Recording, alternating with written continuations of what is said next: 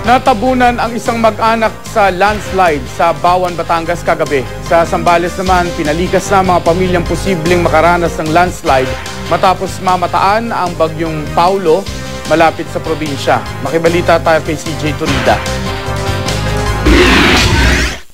Wala pang isang linggo simula nang maranasan ng mga taga-Zambales ang maladalubyong baha at landslide na ikinasawi ng di bababa sa 30 residente. May isa na namang bagyong nakakaapekto sa probinsya, ang bagyong Paulo. Kaya naman magdamag ng nakaalerto ang lokal na pamahalaan at mga medical team. May nai-deploy na ring heavy equipment sa mga lugar na posibleng magka-landslide. Nananatili naman sa sports complex sa Subic ang 46 na pamilya mula sa barangay Kayag at Wawanduwe.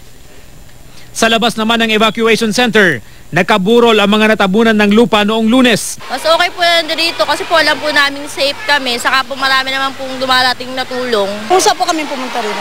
Kasi natakot po kami baka mapasama pa kami sa landslide. Nagpadala na ng sulat ang Mines and Geosciences Bureau sa lokal na pamahalaan ng Subic. Ipinabatid nilang peligroso na ang Sitio Kabangaan sa barangay Kawag at Sitio Masinit sa barangay San Isidro dahil sa banta ng landslide. Nakaranas naman ng pagguho ng lupa ang mga taga-barangay Inikbulan sa Bawan, Batangas kagabi.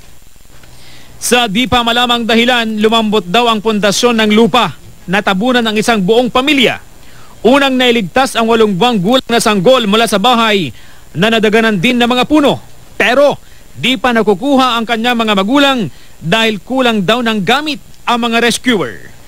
CJ Torida, Nagbabalita, Pilipinas.